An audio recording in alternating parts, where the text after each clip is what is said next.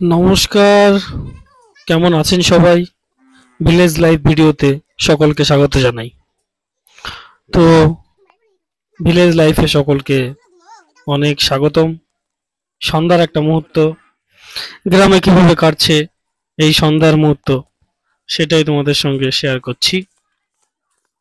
এখন এই সময়টায় জানেন তো, আম গাছগুলোতে অনেক বড় বড় আম ধরেছে। অর্থাৎ আমটা পুরো আটিটা পেকে যায়নি, কিন্তু আমটা অনেক বড় হয়েছে। আর এই সময়কার আমটা খেতে খুব সুস্বাদু। আটিটা যখন পেকে যায় আটিটা যখন পেকে যায় তখন আমটা খেয়ে অতটা স্বাদ পাওয়া যায় না, যতটা এই সময়ে আমগুলো খেয়ে স্বাদ পাওয়া যায়।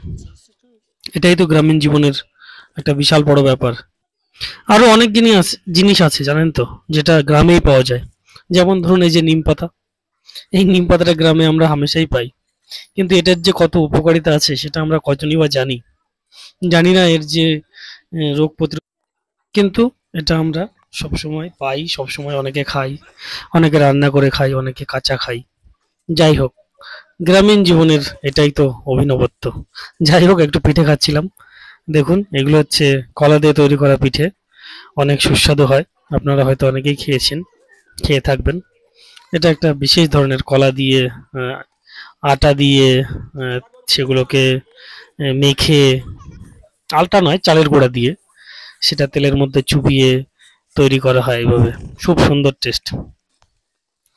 আর দুপুরের সময়, বিকালের সময় এটা খেলে একদম মনটাও ফ্রি হয়, খুব ভালো লাগে। আর খিদেটাও মেটে। তবে এটা কিনতে পাওয়া যায় না, এটা কিন্তু বড়া নয় বা চপ নয়, অনেকে বড়া বা চপ মনে করতে পারেন, কিন্তু এটা পিঠে। যাই হোক, একটা ঘুঘুর পাখা, বাসা, যেটা পাখির বাসাও কিন্তু গ্রামীণ জীবনে দেখা যায়। অনেক আমাদের চারপাশে রয়েছে অনেকগুলো পাখির বাসা হয়েছে, যেটার মধ্যে দুটো দেখানোর চেষ্টা করলাম।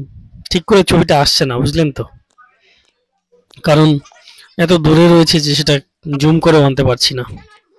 আর ডিমটা টা দিচ্ছে পাখিতে, তাই সেটার একদম কাছে যাওয়া ঠিক হবে না বলে গেলাম না। দেখুন, বাচ্চারা পুতুল দেখাচ্ছে আমাকে ক্যামেরায় দেখতে পেয়ে, এরাও খুশি হচ্ছে, ঘুরছে ফিরছে খেলছে, এটাই তো খেলার সময়। যাই হোক, এইভাবেই আমাদের গ্রামীণ জীবন কেটে চলে, বেড়ে চলে আগে প্রতিনিয়ত।